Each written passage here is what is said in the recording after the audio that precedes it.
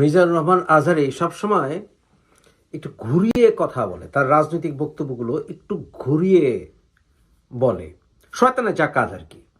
মিজানুর রহমান আজহারি বলেছে যে ৭১ সে দেখেনি, কিন্তু ৭১-এ জন্মালে তাকে বোধহয় রাজাকার বানিয়ে দিত। অবশ্যই রাজাকার বানাতো, অবশ্যই বানাতো। কারণ হচ্ছে তোমার ভেতরে রাজাকারের সমস্ত লক্ষণ দেখা যাচ্ছে।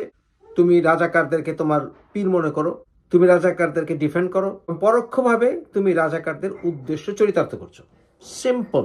তুমি রাজনৈতিক বক্তব্য দিচ্ছ এবং তোমার রাজনৈতিক বক্তব্যে স্পষ্ট হয়ে উঠছে তুমি কোন মতবাদের লোক। তুমি স্বাধীনতা বিরোধী লোক, তুমি যত কথাই বলো না কেন। আওয়ামী লীগের বিরুদ্ধে যারা ১৯৭১-এ গেছে তারা সব দেশদ্রোহী। সিম্পল। যারা আওয়ামী লীগের বিরুদ্ধে নির্বাচন করেছে সব দেশদ্রোহী, 100% দেশদ্রোহী। কারণ বঙ্গবন্ধু বাঙালিদের মুক্তির কথা বলেছিলেন, বাঙালিদের অধিকারের কথা বলেছিলেন। মাওলানা ভাসানী তার পাশে ছিলেন।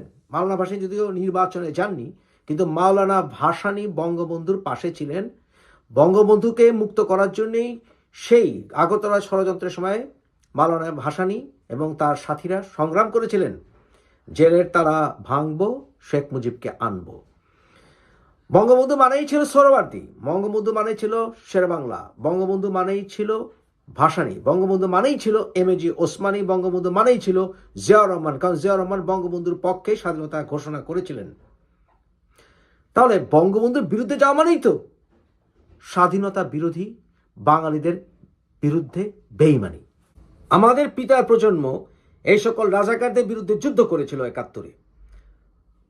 ৯১-তে আমরা মতিউর রহমান নিজামীকে ঢাকা বিশ্ববিদ্যালয়ে জুতা মেরেছিলাম।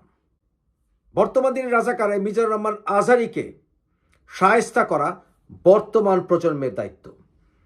তোমরা যদি বিফল হও তাহলে তোমরা ইতিহাসের সবচাইতে নিকৃষ্ট প্রজন্ম হিসেবে পরিচিত হবে। তোমরা কি চাও সেভাবে পরিচিত হতে?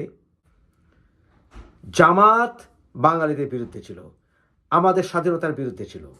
জামাতিরাই ছিল রাজাকার এবং জামাতিরাই ছিল ওই আল বদর, আর মুসলিম লীগ এরা সবাই ছিল আল শামস। এরা তো সবাই দেশদ্রোহী শয়তান।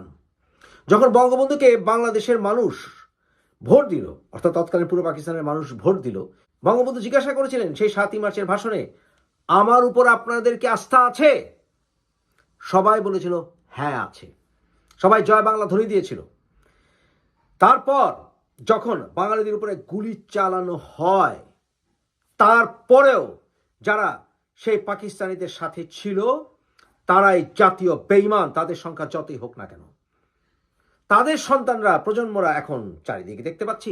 জেন জেডের ভিতরে যারা ফাল পেরেছে কয়দিন এই সমন্বয়কারী, তাদের ভিতরেও এই রাজাকারদের নাতিপুতিরা আছে।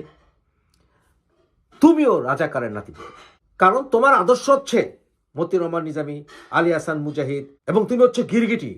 তুমি রং বদলাও, তুমি সাপ বিষাক্ত। কারণ বিষাক্ত যত সাপ দেখতে রঙিন। তোমার এই ক্যারিজমা দেখে সাধারণ মানুষরা অনেকে ভুলতে পারে, কিন্তু আমরা যারা এই বিষয়ে জানি আমরা ভুলবো না, বিমোহিত হব না। তুমি পারপাস সার্ভ করছো দেশদ্রোহীদের, রাজাকারদের। অবশ্যই তুমি যদি ১৯৭১ সালে প্রাপ্তবয়স্ক হতে, তুমিও আজকে ফাঁসিতে ঝুলতে। কারণ